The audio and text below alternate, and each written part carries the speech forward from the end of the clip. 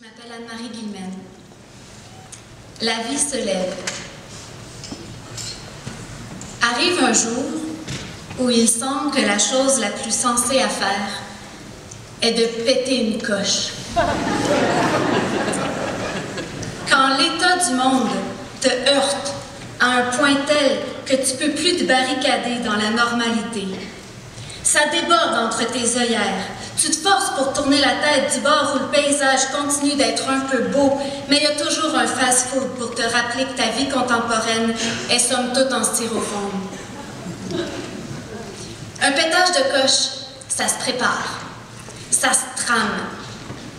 Il y a des causes extérieures qui entrent en ligne de compte, qui s'insinuent dans les interstices du social pour faire pression sur une sensibilité particulière à un moment particulier de la vie de la personne qui va finir par péter sa coche.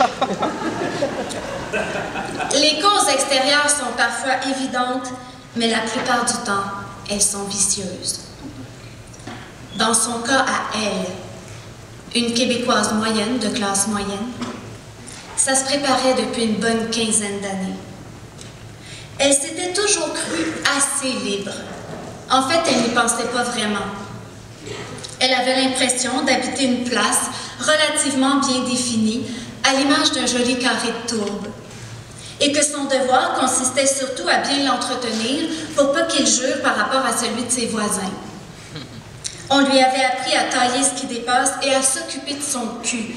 Et pour la plupart de ses semblables, ça semblait être bien en masse. Mais arrive ce jour où elle s'est mise à parler au nous. Au nous, systématiquement, pour tout et n'importe quoi. Nous allons au dépanneur, nous ne faisons rien de spécial en fin de semaine, nous rêvons de sacrer notre camp, nous devrions peut-être appeler SOS J'écoute, nous retenons notre souffle en passant sous le viaduc.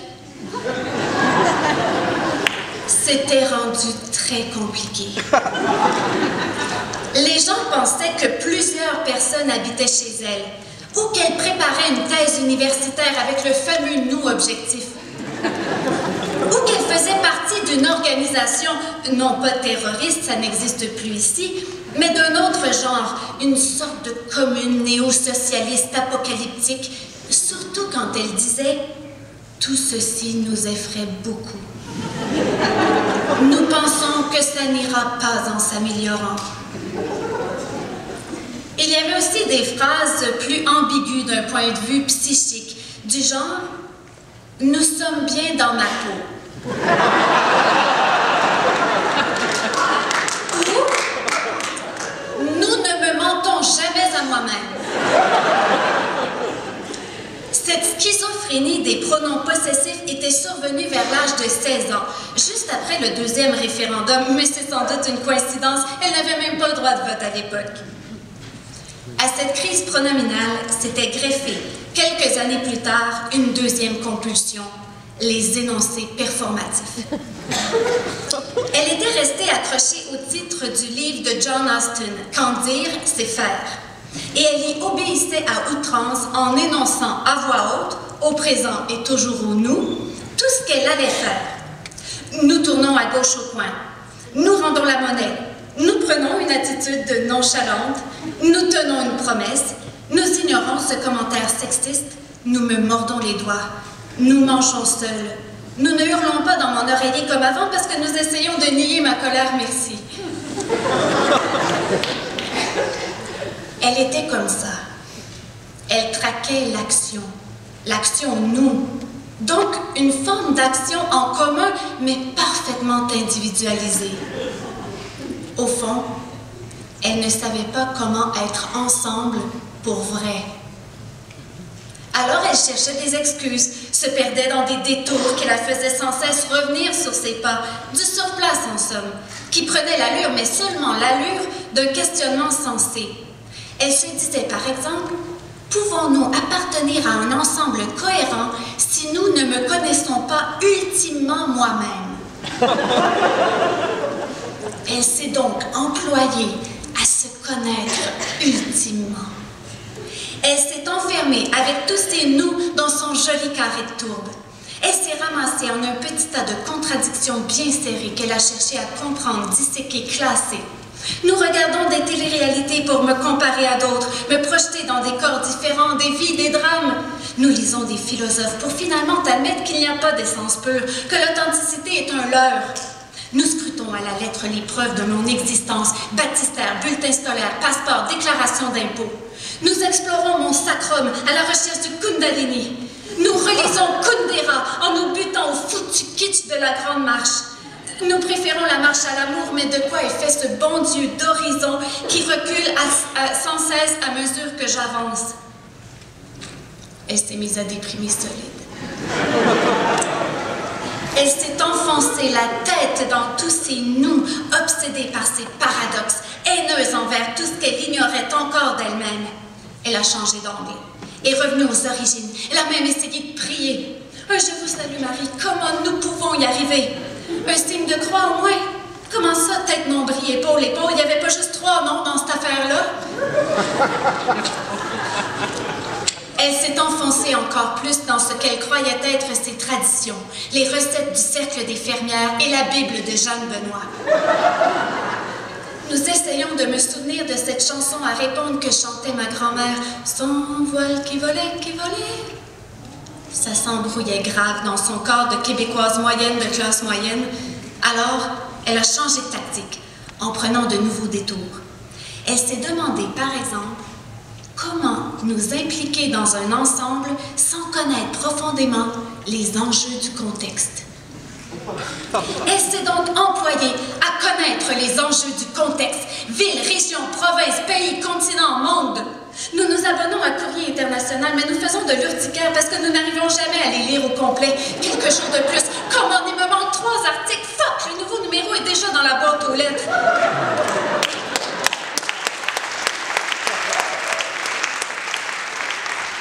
Nous consultons les bilans de Statistique Canada sur le taux de suicide en saisissant de manière très intime et intuitive, mais sans être capable d'expliquer clairement pourquoi c'est l'un des plus élevés au monde.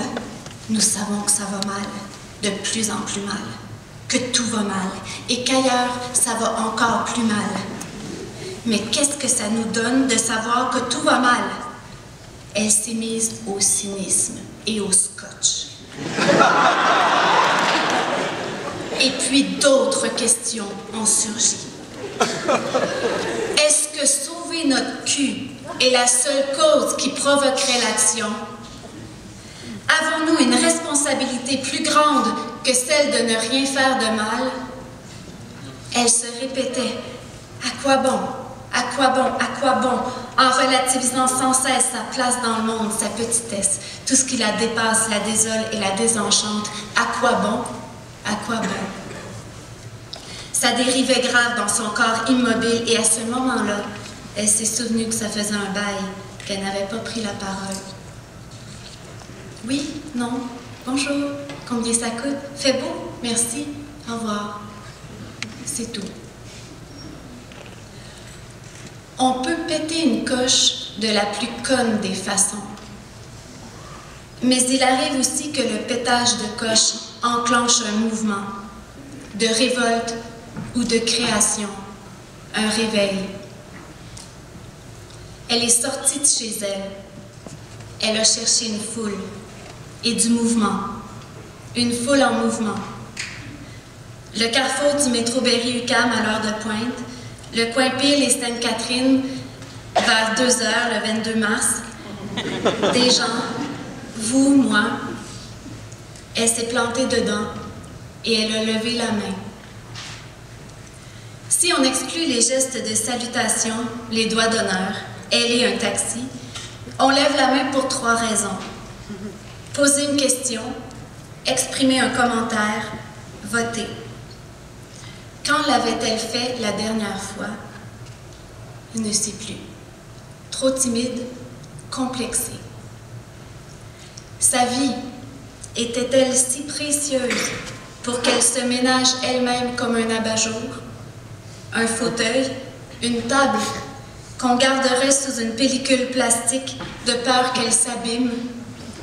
Et un jour, quoi? Eh bien, un jour, on enlève le plastique. L'objet est intact, c'est-à-dire figé, inutile, démodé. Sa vie, avec ses convictions, sa différence, l'objet de ses révoltes enfouies, ses désirs, était-elle si précieuse pour qu'elle l'aménage? Non. Sa vie ne demande qu'à être vécue, c'est-à-dire mise à l'épreuve du réel, compromise, animée d'un souffle, confrontée dans un carrefour de passage. Alors elle se plante dans cette foule et elle lève la main. Elle en est là, dans la foule, avec la main levée. Et puis quoi? Ben rien. Une suspension. Mais soudain, avec sa main en l'air au milieu des gens, elle se dit qu'il y a longtemps qu'elle ne s'est pas sentie aussi bien. Et ce geste-là, cette levée, une suspension, résonne de façon très juste en elle. Elle se dit, et ça vient comme une idée juste, qui sonne juste, peut-être la première idée juste de sa vie, que la joie est une posture révolutionnaire.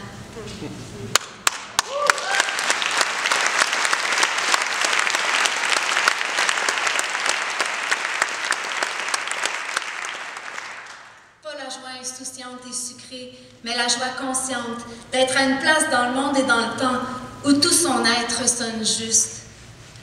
La joie qui n'empêche pas d'être en crise, de trembler, d'avoir le feu au cul, d'être pour, d'être contre. La joie peut dire « fuck you, sale con » ou « hostie que je t'aime ». C'est pas une question de ton. La joie est une question de fond. Plantée là, dans la foule, avec la main levée, elle se détache de ses désillusions. C'est assez. Énumérer ce qui est vain est infini et ne peut donc durer qu'un temps. S'il est possible de vivre encore, eh bien, vivons pour vrai. Alors même si elle a peur, elle le fait. Elle va le faire. D'ailleurs, elle est déjà en train de le faire en étant libre pour la première vraie fois. Elle garde sa main levée et demande à qui veut bien l'entendre, qui rêve de défricher plus large que son joli carré de tour, qui tente de relever le menton pour voir hors de soi, qui a un peu de temps pour partager tout ce que nous ignorons, qui veut s'aventurer dans les fossés qui nous séparent, qui est d'accord pour faire une danse en commun, un genre de danse, quelque chose d'imprécis et de violent, comme quand on regarde le soleil en pleine face. Qui est prêt à nous donner une chance? Qui désire écrire le présent qui nous relie, comme s'il s'agissait de sa propre vie? Qui l'inventera de toutes pièces? Qui l'inventera en acte? Nous!